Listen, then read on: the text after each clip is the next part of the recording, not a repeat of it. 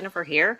I wanted to expand on something I alluded to in a video earlier that was a book review, and that was about Junior Library Guild. So I just pulled this book off our shelf. It's dated 2020, and it says a Junior Library Guild selection.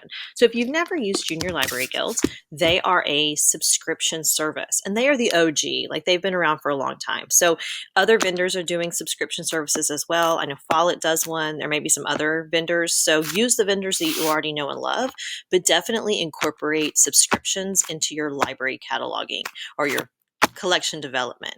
So what Junior Library Guild and other subscription services do is that you select a category that you want books in. And so every month you will get a book in that category, and you can have multiple categories going on. Now, the categories usually consist of a grade level or a reading level plus what the genre is. So for instance, this book is a middle grade, but it would be lower middle grade because I have third through fifth grade at my school. And then it would be a specific category. I'm not sure which category this was, but there's categories like mystery, like sports stories, like science fiction, like nonfiction, like novels in verse. So you get to select which categories you want. You pay one price, and then you get at least 12 books, one a month throughout the year. Now, the reasons that I love subscription services. First of all, I have to give a shout out to Sue Tomei, who was the librarian at my alma mater. I had her as an English teacher in high school, but by the time I became a librarian, she was the librarian at my high school. And so I met with her when I was in library school, and she turned me on to Junior Library Guild back in the day, and I have used them ever since. What I love about subscription services is it's a work smarter, not harder kind of experience. You know, if you're a school librarian like I am, you know that collection development is only one piece of what you do. We wear so many hats. And if I was in a big public library system, I might just collect books and then I could read all the reviews I wanted and hand select each one, but I don't have the luxury of that in a school setting. So I use services like Junior Library Guild to help me build the collection with new books. They're also going to have access to stuff I don't. I mean, they are hand in hand with publishers. They're seeing what is the best and brightest. They are selecting books. And I'm telling you, without fail, I will end up with at least 3 or 4 books on the award-winning list in Texas. So that's the Bluebonnet, the Lone Star, the Tayshaus.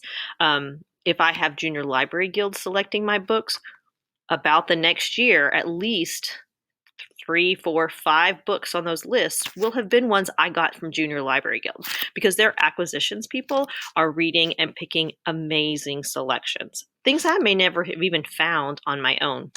So that's a great work smarter, not harder kind of solution. The other thing I love about any subscription service, whether you do Junior Library Guild, Follett, whomever, is that you're getting books every month. So, you know, if you're in a school, you're encouraged to spend your money. Like, the budget may not open till September, but you can't order till almost October, and you're told to get it finished by like February, spend all your money, encumber it. So you're buying all your books in like 4 months. And so it's hard to have new books for kids at the end of the school year or at the beginning of a school year because of the way the budget falls. With a subscription service, you have 3 boxes of books that came in over the summer that you can put out as new books.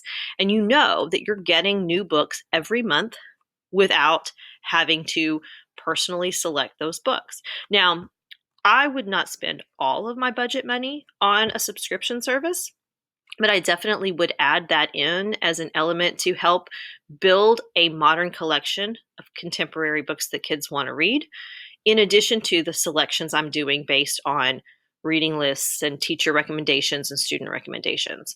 So if you've never tried a subscription service, I highly recommend it. Whether you use the OG, Junior Library Guild, or you try Follett or some other subscription service, there's also Literati, which is a personal one. So if you have parents who want to buy books for their kids, they can sign up for a subscription service through a company like that where it ships straight to their house. I've only had experience with the ones that ship to schools, but I get my books the processing is done, they're shelf ready, I download my MARC records, and I can get it into the hands of kids in a very short period of time. One thing you also can do with Junior Library Guild, which is important, is you can log in. They'll give you an email that says, hey, we've selected the books. These are the books that are coming out in your categories. You could log in and make a little tweak. If it's a book you already have, it's a book that maybe you like a different selection in that category more, you can make those adjustments to personalize it as well. So I would suggest giving subscription services a go. It's a work smarter, not harder type of solution, and you get really great books that are really timely, and new books in the hands of your kids more often than if you're just doing your own library ordering. All right, happy reading.